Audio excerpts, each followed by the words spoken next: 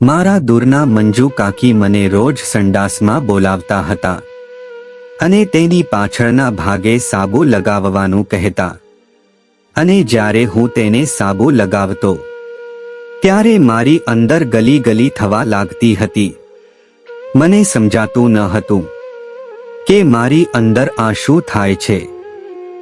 એટલે મેં એકવાર મારા મંજુ કાકીને પૂછ્યું તો તેણે મારો હાથ પકડીને એની મોટી ડોલમાં નાખી દીધો અને હું પાણી પાણી થઈ ગયો।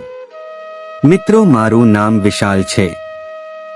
હું સુરતના નાના એવા ગામનો રહેવાસી છું અને મારી ઉંમર 18 વર્ષની છે। હું દેખાવમાં ખૂબ જ ધોળો છું। આ ઘટના ત્યારે બની જ્યારે હું કોલેજના બીજા વર્ષમાં હતો। આ વાર્તા મારા મંજુ કાકીની અને મારી વચ્ચેની છે, જે એકદમ સત્ય ઘટના છે। એ સમયે 12માનું ધોરણ પૂરું કર્યું હતું અને કોલેજના બીજા વર્ષમાં એક સારી કોલેજમાં એડમિશન લીધું હતું। આજ સુધી કોલેજની અંદર મારે કોઈ ગર્લફ્રેન્ડ ન હતી કે ન તો કોઈ સાથે મિત્રતા હતી અને કોઈ છોકરી સાથે અફેર પણ ન હતું, કારણ કે હું મહિલાઓ અને છોકરીઓ સાથે વાત કરવામાં ખૂબ જ શરમાતો હતો। એને ટચ કરું તો પણ બધું પાણી છૂટી જતું। સાચું કહું તો ડરતો હતો। આ મારા સંકોચને લીધે કોઈ છોકરી કે મહિલા મારી ઉપર ધ્યાન આપતી નહીં। જો તમને મારા વિશે વાત કરું તો મારા ઘરમાં મારા મમ્મી પપ્પા અને દૂરના મારા કાકા અને મંજુ કાકી અને તેનો દીકરો અમારી સાથે રહે છે। મારા કાકાની ઉંમર 33 વર્ષની હતી અને તે ફરસાણની દુકાન ચલાવે છે। અને જો હું મારા મંજુ કાકીની વાત કરું તો તે 5 ફૂટ ઊંચા અને ખૂબ જ સુંદર હતા। તેની ઉંમર 28 વર્ષની હતી। સ્લીવ વગરના બ્લાઉઝ પહેરતા। જ્યારે તે તૈયાર થઈને શાક માર્કેટની અંદર શાકભાજી લેવા જતા તો આજુબાજુના રહેતા લોકો તેને જોઈ રહેતા। એક દિવસ કાકા તેમના કામને લીધે બહાર ગયા હતા અને તેનો છોકરો સ્કૂલે ગયો હતો। તે ધોરણ 5માં અભ્યાસ કરતો હતો અને મારા મમ્મી પપ્પા ખેતરમાં કામ કરવા માટે જતા રહ્યા હતા। હું ઘરે એકલો વાંચીને કંટાઈ ગયો, એટલે હું બહાર આંટો મારવા માટે જવા લાગ્યો। હું બહાર જવા માટે ઊભો થયો અને અમારા ફળિયામાં આવ્યો તો મેં જોયું કે મંજુ કાકી ફળિયામાં બેસીને સ્નાન કરી રહ્યા હતા। જ્યારે એણે મને જોયા તો મારી હાલત ખરાબ થવા લાગી અને મને ખૂબ જ શરમ આવવા લાગી।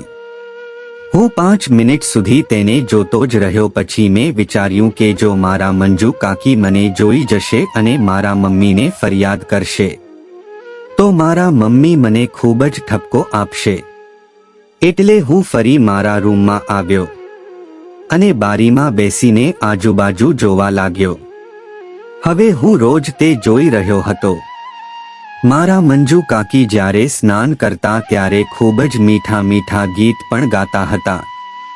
એમાંથી એક ગીત હતું કે મારે કપડાં મેચિંગ, મંડા મેચિંગ, દલડા મેચિંગ કરવા છે, મારી મીઠુડી હારે મનમાં તો ભૂના ફેરા ફરવા છે। એકવાર મંજુ કાકીએ મને બાથરૂમમાં બોલાવ્યો અને કહ્યું કે દીકરા, મારી પીઠમાં ખૂબ જ ખંજવા આવે છે। લાગે છે કે પાછો ખૂબ જ ધૂળ લાગી ગઈ હશે, તો મારી પીઠ ઉપર તું સાબુ લગાવી દે। તેની વાત સાંભળીને હું શરમાઈ ગયો।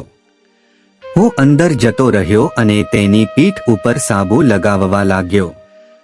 હું સાબુ લગાવીને બહાર આવ્યો, પણ જ્યારે હું સાબુ લગાવતો હતો ત્યારે મારી અંદર ખબર નહીં પણ કંઈક થવા લાગ્યું અને તે શું થતું હતું એ મને પણ સમજાતું નહોતું। બીજે દિવસે જ્યારે હું ઘરે એકલો મારો બુક વાંચતો હતો ત્યારે મેં જોયું કે મંજુ કાકી મારા રૂમ તરફ આવી રહ્યા હતા અને તેણે અંદર આવીને કીધું કે ચાલ આજે પણ સાબુ લગાવી દે।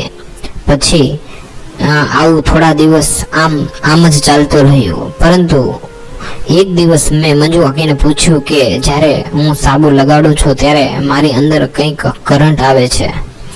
મારી આ વાત સાંભળીને મંજુ કાકી હસવા લાગ્યા અને તે સમજી ગયા હતા અને તે મને કહેવા લાગ્યા કે દીકરા, હવે તારી ઉંમર થઈ ગઈ છે એટલે આ બધું થાય છે. તારો વોડાફોનનો ટાવર ઊભો થાય છે એ મને ખબર છે અને મેં પણ કહ્યું, મને કહો તો ખરા કે શું થાય છે.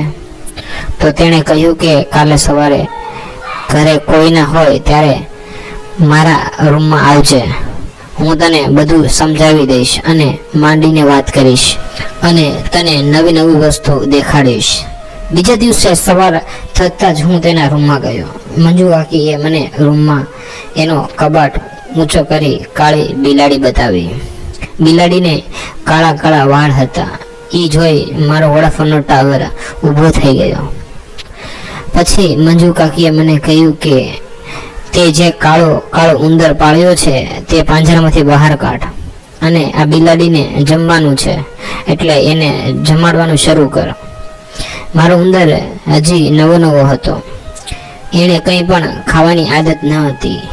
પછી મંજુ કાકીએ કઈ રીતે ઉંદરને ભોજન આપવું એ બધું શીખવાડ્યું. 10 થી 15 મિનિટમાં જ ઉંદર ઉલટી કરવા મળ્યો અને બધું થૂક બહાર કાઢ્યું. આવું હું અને મંજુ કાકી દરરોજ ઉંદર અને બિલાડીની રમત રમવા લાગ્યા અને આ રમત રમવાની મજા આવતી હતી. એ બિલાડી બતાવે અને હું પાંજરામાંથી ઉંદર કાઢું.